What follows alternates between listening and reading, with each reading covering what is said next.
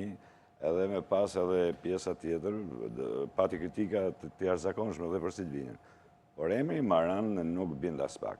Nuk bind as pak, e vetmi e drejtë që mund të marrë ai në këtë çast është fakti që disa, sipas tij, janë shofuar nga, si thuash, nuk e ka zgjedhur vetë disën e futbollistëve, ka suportuar disën që ka patur përpara, por edhe në disë shikohen elementë cilët ai edhe pse i përdorin ndeshjen e parë, nuk i përdorin, ndoshta Mehmeti u përfshi nga klauzola, nga problemi shëndetësor, Muçi nuk erdhi, Porta që mungoi u shpërblye në mënyrë fantastike nga sherrri. Më një ndërprerje te kjo, nëse më lejon Isuf. Çfarë kishte më shumë Silvinho kur mori drejtimin e kombëtarës se sa trajneri aktual në kuptimin e karrierës?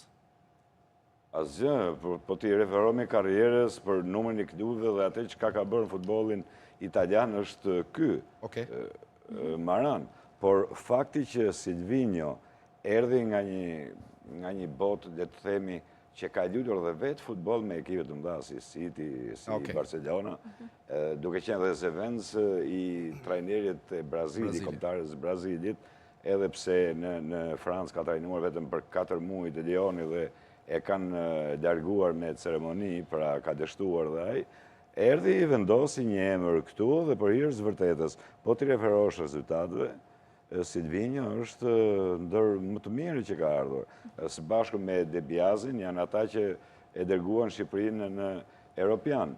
Por Maran mendoj që është në gjurmët e Panuçit, pse jo dhe Dosene, si vetëm me 2 ndeshje u larguan nga kombëtarja. Më bezdis në thojza fakti që kjo Shqipëri, qoftë me Izraelin, qoftë dhe me Luksemburgun, ka dështuar në të gjitha aspektet sportive, nuk ka prodhuar as pak lojë, të merrte malli, shikoje një gjuhje në kuadrat, edhe pse po shkonim te minuta e 70, dhe e mira e të mirëve ishte ajo e Hysajt, e para në të keq, por dhe dyta që kapi një shifër simbolike, jubilare, 100 ndeshje me kombëtare si askush më parë, për më tepër që është dhe lojtari i 5-6 ndeshjeve të fundit që po shkëlqen. Edhe në dy miqësorët. Ai dhe Alen Sheri ishin 2 lojtarët më të mirë, tjerët.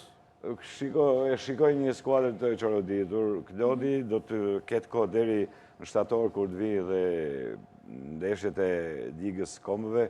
E padyshim gjithë mendojmë që do të jemi të parë të grupeve, por mendoj që Finlanda, edhe pa ikur Silvinho, mendoj që është kandidat i fortë dhe ajo do të jetë ndoshta 50-50 me ne. Megjithatë duhet një shrojnosje totale e mentalitetit për të ruajtur kontingjentin e vjetër dhe për të mos provuar lojtar të ri, mos të harrojmë faktin Klodi ka dhe një moment te Luksemburgu, teksa po ndiqja media në